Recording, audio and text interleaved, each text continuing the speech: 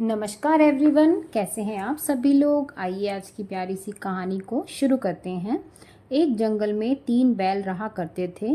तीनों आपस में अच्छे मित्र थे। वो घास चरने के लिए जंगल में एक साथ ही जाया करते थे। उसी जंगल में एक खूंखार शेर भी रहता था। इस शेर की कई दिनों से इन 3 बैलों पर नज़र थी। वह इन तीनों को मारकर खा जाना चाहता था। उसने कई बार बैलों पर आक्रमण भी किया, लेकिन बैलों की आपसी मित्रता के कारण वो कभी सफल नहीं हो पाया। जब शेर उन पर हमला करता था तो तीनों बैल त्रिकोण बनाकर अपने नुकीले सींगों से अपनी रक्षा करते थे। तीनों बैल साथ मिलकर कई बार शेर को भगा चुके थे, लेकिन शेर कैसे भी करके उन तीनों को खाना चाहता था। शेर यह समझ गया था कि जब तक ये तीनों साथ रहेंगे इन्हें मारा नहीं जा सकता है। इसलिए उसने एक दिन इन तीनों को अलग करने के लिए एक चाल चली। शेर ने बैलों को अलग करने के लिए जंगल में एक अफवाह उड़ा दी।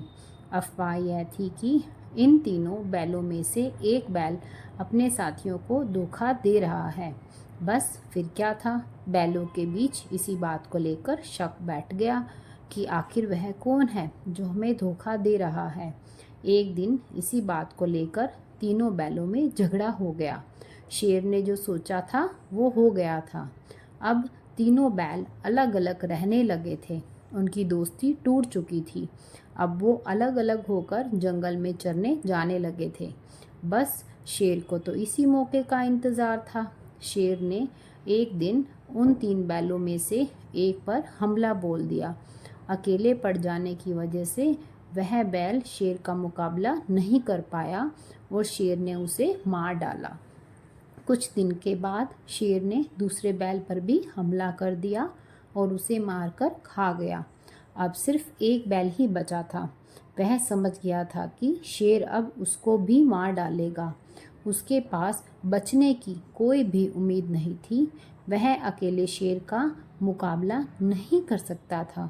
एक दिन जब वह जंगल में घास चरने गया था तो शेर ने उसे भी अपना शिकार बना लिया।